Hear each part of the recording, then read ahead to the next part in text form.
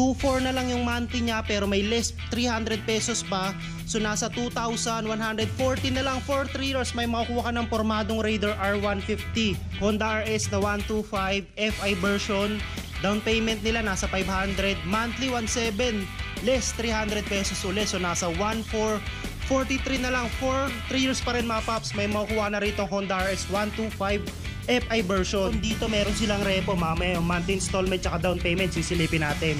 So ngayong araw nga mga paps, wala nang paligoy-ligoy pa. Nandito tayo ngayon sa repo warehouse ng Bangko Alabang dito sa Dasmariñas, Cavite. Kasi balita natin mga paps, meron silang incoming na repo caravan sale this coming December 15 up to 17. Kaya kung naghahanap kayo ng repo na motor, gusto nyo na-discount yung down payment tsaka maraming murang monthly installment, tapusin mo tong video na to mga paps, sigurado maraming swak sa budget mo. Tara!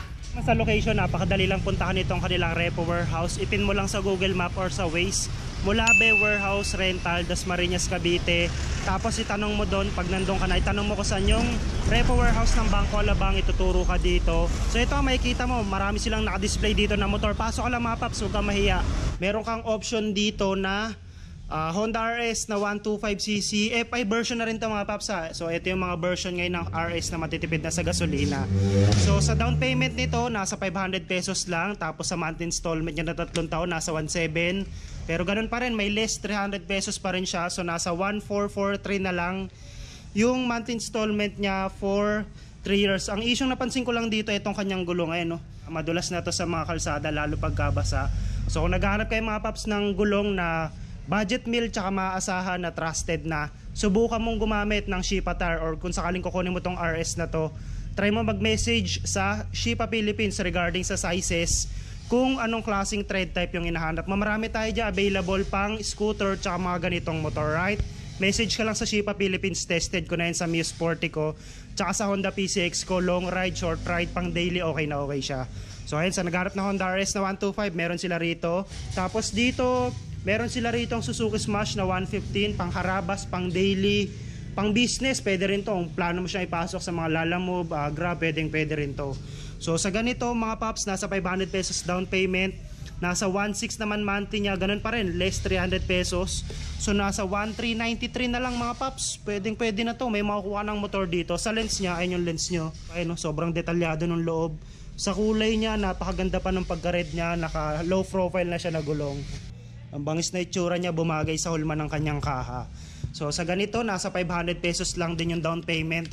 Normally sa mga ganitong unit nila, sa pagkakaalam ko, nasa 2,000 pesos yung down payment niyan.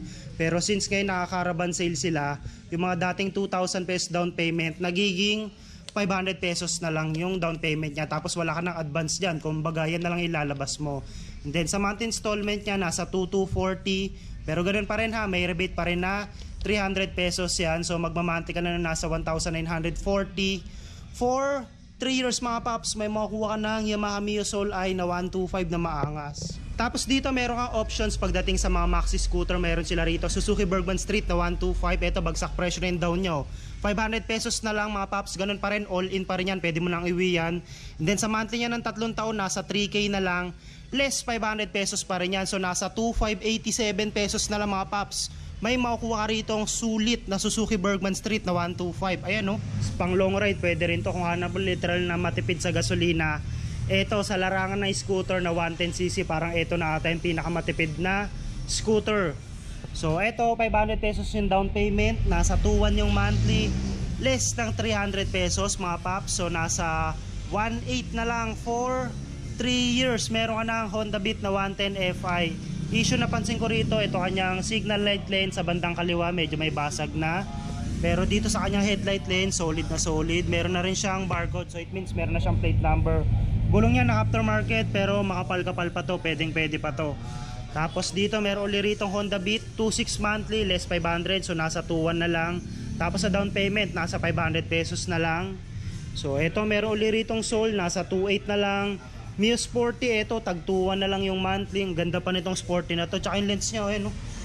Ang ganda pa ng lens, halos parang bago pa rin. Naka-repainted ng color white yung kanyang mags. Mio Sporty tag 2,100, Mio Sporty na color cyan or bubblegum blue ata to. Ito nasa 2,500 na lang yung monthly.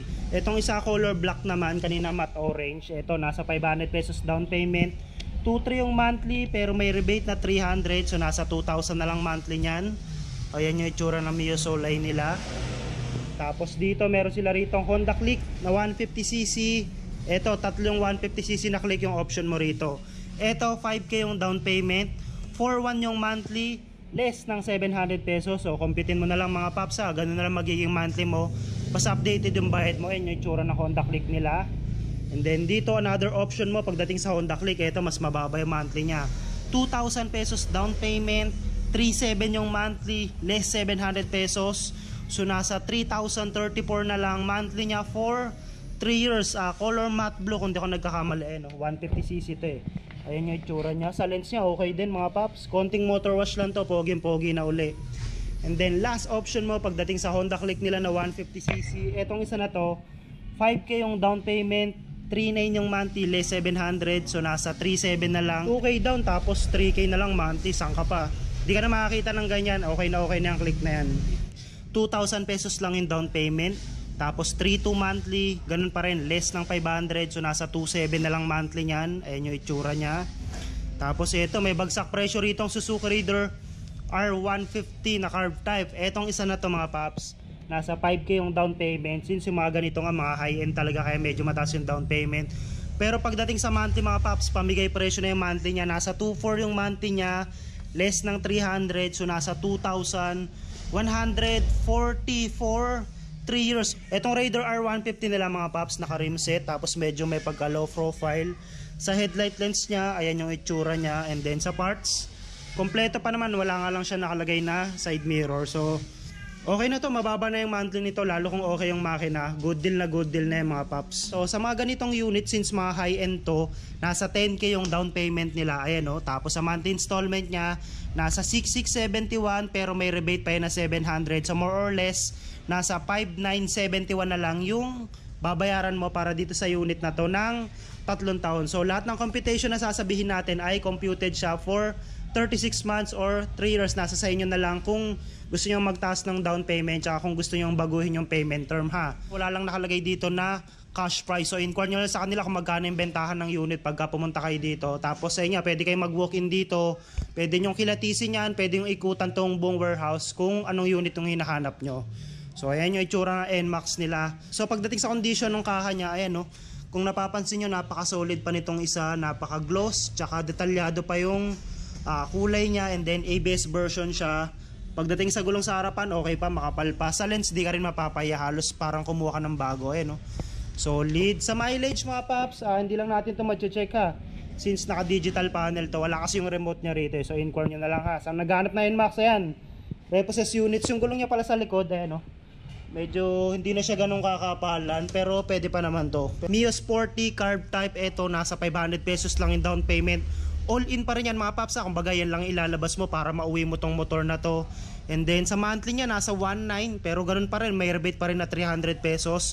So nasa 1.692 na lang mga paps, pwede ka na magkaroon dito ng Mio Sporty. Ito yung pinakabagong version ng Honda Dio.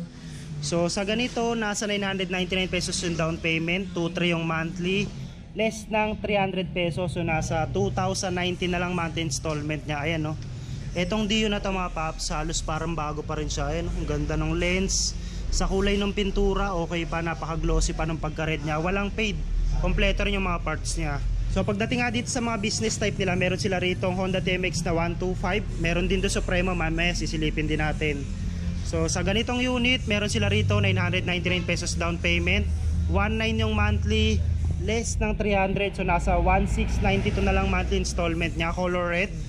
Tapos dito meron sila ritong color blue. Etong color blue, 999 pesos down payment, tapos nasa 2.2 yung monthly, less ng 300. So nasa 1,990 na lang monthly installment nya. Ayan yung itsura ng TMX nila na color blue. Ito nasa 2K yung down payment, 3.5 yung monthly, less 700. So nasa 2,835 na lang monthly nya.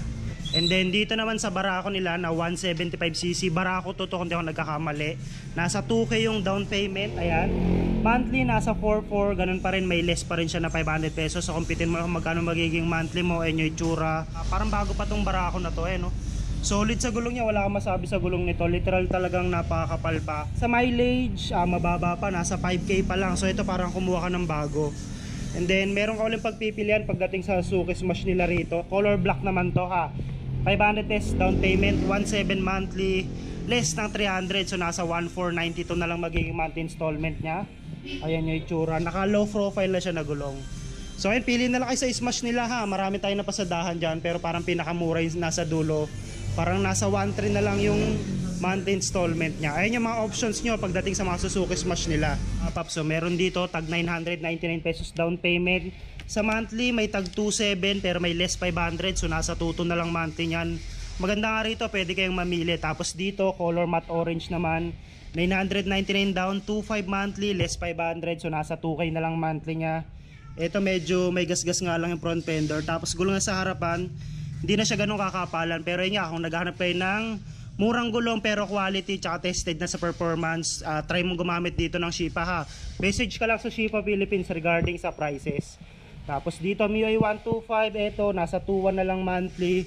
So sa mga ganitong unit nila sa MIUI 125, ganun na lang nagre-range yung monthly. Meron dyan tag 1,800, tapos 2K, tapos nasa 2,200. Ayan, pwede kang mamili ng maganda rito sa bodega nila. 125cc to, ito nasa 2K yung down payment, 4,480 yung monthly installment, pero may less na 700 pesos. Compute mo lang magkano magiging monthly mo. Ayun yung itsura ng lens niya. Sa kulay niya okay pa rin. Parts, kompleto yung parts niya. May mga side mirror pa siya. Gulong niya sa harapan, okay pa rin yung tread life niya, makapal-kapal pa. Meron din sila rito Honda Airblade 150 version 1 mga paps. Ito nasa 5K yung down payment, 40 yung monthly, pero may less na 700 pesos pa yan. Computin mo lang kung magkano magiging monthly mo. Ayun yung itsura ng lens ng Honda Airblade nila na 150. Sa gulong niya lang sa harapan mga paps, medyo palitin na no? Medyo kalbo na yung mga thread niya. Pero ayun nga mga paps, kagaya ng palagi ko sinasabi, since second hand pa rin yung mga motor dito, mas maganda na magsama tayo ng mekaniko or much better ng marunong tumingin ng motor para sigurado tayo na okay yung makuha nating unit, right? Tapos dito meron ulit ritong Raider R150 na carb type. Ito nasa 5K yung down payment, tapos sa monthly niya nagre-range na lang to ng nasa 3,834. 3 years ito, naka-ano na siya, naka rim set na. Tapos wala nga lang yung kanyang leg shield tsaka yung araro. So kagaya ng sinasabi ko, madalas pag nakakita ko ng ganitong Raider, tinatanggal kasi ng Raider user yan para mas lalong umangas or magkatindig yung motor. So ito sa nagharap ng Raider, ayan meron sila rito mga paps. Ito color matte blue, 999 pesos down payment, 2,300 ang monthly, less 300, so nasa 2,090 na lang monthly nyan. Meron dito tag 2,800 ang monthly pero malaking rebate 500, so nasa 2,300 na lang monthly. Ganun pa rin, down payment 500 pesos na lang mga paps. And then dito meron silang Mio Sporty, sa Mio Sporty na color matte blue, 500 pesos down payment, 2,400 ang monthly, less 300, so nasa 2,100 na lang ang monthly niya ng 3 taon na yun. Mio Sporty color matte blue, okay pa siya, naka stock tire. Sa smiley lens niya, napaka goods pa. Sa pintura lalo wala ka masasabi.